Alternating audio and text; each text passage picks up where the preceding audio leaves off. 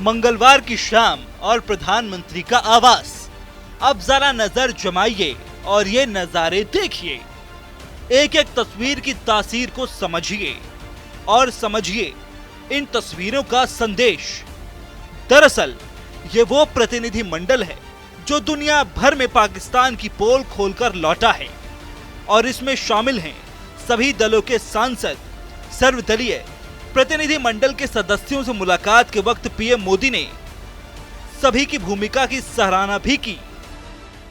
लोगों को अवगत कराया, जो उन्होंने अपने संज्ञान में लिया, उसके ऊपर चर्चा हुई।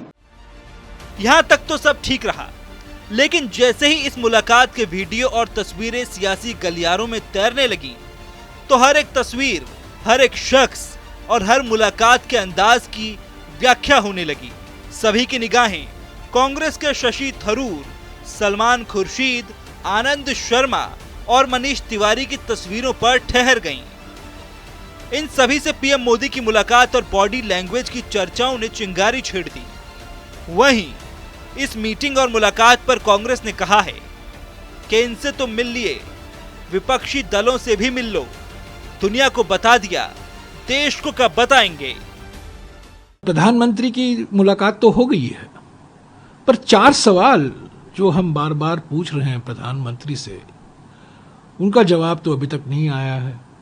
और इस मुलाकात के बाद वो 4 सवाल और भी महत्व रखते हैं। पहला सवाल है कि आपने सांसदों से तो मिल लिया, 50 सांसदों से मिल लिया, जिनको आपने बाहर के देशों में भेजा था राष्ट्रीय हित में, पर कब आप सर्वदलीय बैठक की अध्यक्षता करेंगे? दूसरा सवाल, सारी इंडिया पार्टी ने मांग की थी कि एक पार्लियामेंट का विशेष सत्र बुलाया जाए ताकि इस गंभीर चुनौतियां चाहें उस पर चर्चा हो। तीसरा हमारा ये सवाल है कि कारगिल सुरक्षा समिति बिठाई गई थी हमारे जयशंकर जी के पिताजी के सुब्रमण्यम की अध्यक्षता में।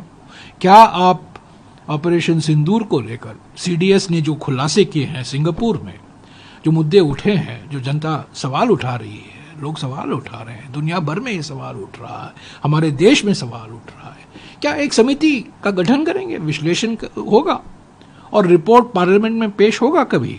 और चौथा सवाल यह है कि पहलगाम के आतंकवादी थे, जो पहलगाम पर क्रूर हमला किया था, वो आज तक न्याय के कटघरे में नहीं आए।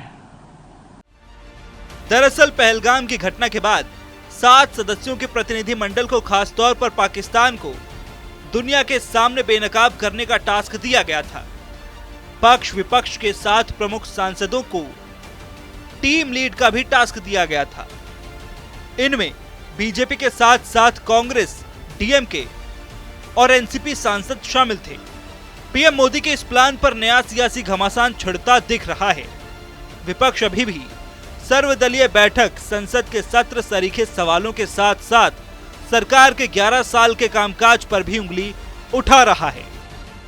देखिए, विदेश नीति के मामले में भारत की सरकार पूरी तरह से फेल साबित हुई है। प्रधानमंत्री पूरी तरीके से फेल साबित हुए हैं और उसके 2-3 उदाहरण मैं आपके सामने देना चाहूँगा। नंबर 1, 129 देशों की प्रधानमंत्री ने यात्रा की, 129 बार 73 देशों की यात्रा की और उस यात्रा का नतीजा क्या निकला कि जब पाकिस्तान और भारत के बीच में ये लड़ाई शुरू हुई तो उस समय ना तो नेपाल हमारे साथ खड़ा हुआ, ना भूटान खड़ा हुआ, ना श्रीलंका खड़ा हुआ, ना मालदीव खड़ा हुआ, यानी कि पड़ोसी देश भी हमारे पक्ष में नहीं खड़े हुए। भैया, प्रधानमंत्री जी कहते कुछ हैं, करते कुछ हैं, कथनी कुछ है, करनी कुछ है, अलग अलग। प्रधानमंत्री जी को तो राहुल गांधी जी और पूरे देश की जनता ने कह ही दिया था पीओके ले लेना है, इस बार आतंकवाद को जड़ से मिटा देना है। तो बात तो उन्होंने भारत के नेता और भारत की जनता की सुनी नहीं, वो तो ट्रंप की सुनी। बहरहाल पहलगाम की घटना के बाद भारत के प्रतिनिधि मंडल ने पाकिस्तान की पोल खोल दी। पीएम मोदी ने इसे भारत की एकजुटता का संदेश बताया है। लेकिन जिस तरह से विपक्षी दलों के सांसदों और नेताओं से पीएम की मुलाकात ने माहौल बदला है, सवाल उठ रहा है कि क्या विपक्षी एकता में दरार डाल दी पीएम मोदी ने थरूर से लेकर सलमान खुर्शीद तक के बयानों को भी इसी कड़ी में जोड़कर देखा जा रहा है। ऐसे में सवाल ये भी है कि पीएम मोदी ने चला है जो दांव, क्या विपक्ष को भी दे दिया है एक नया तनाव।